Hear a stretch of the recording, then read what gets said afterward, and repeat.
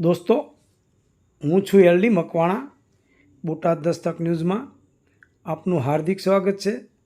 દોસ્તો, આપ જોઈ રહ્યા છો આ સામે જે દેખાય એ મોડેલ સ્કૂલ છે અને આ જે દિવાલ છે એ ખુશ્બુ રેસિડેન્સીની છે અને આ વચ્ચે જે કપાસ ઊભો છે તે સરકારી પડતર જમીનમાં ઊભો છે.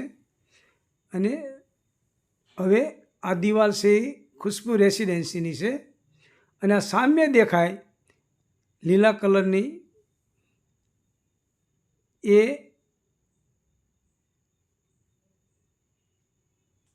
બુદ્ધ વિહાર હતું. હવે આ જે છે એ ખુશ્બુ રેસિડેન્સી છે, આ એની જમીન છે અને એના પ્લોટ છે. હવે આ છે એ ગેરકાયદેસર કપા ઊભો છે અને આ મોડેલ સ્કૂલની દિવાલ છે. અને હવે આ જે દેખાશે આ દેખાય લીલા કલરનું છાપરું એ બુદ્ધ વિહાર છે. ઉત્તર દિશામાં બુદ્ધ વિહાર છે, પૂર્વ દિશામાં મોડેલ સ્કૂલ છે, દક્ષિણ દિશામાં ખુશ્બુ રેસિડેન્સી છે અને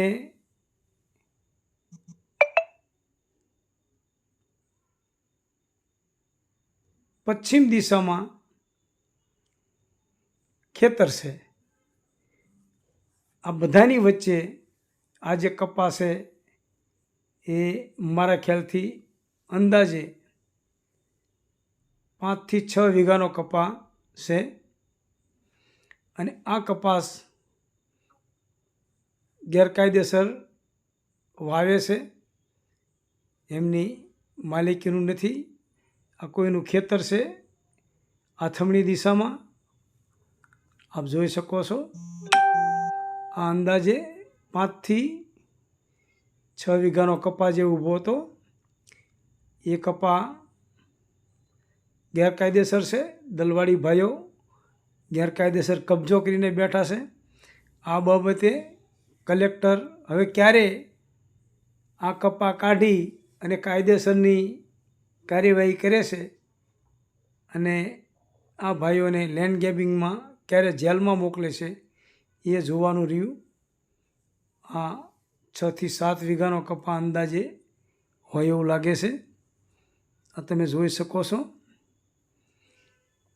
કારણ કે કલેક્ટર સાહેબના ધ્યાન ઉપર આવેલું નથી,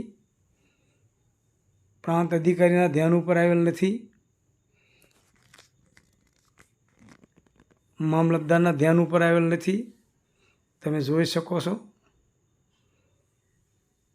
આ અંદાજે 5 થી 7 વીઘાનો કપાસ છે અને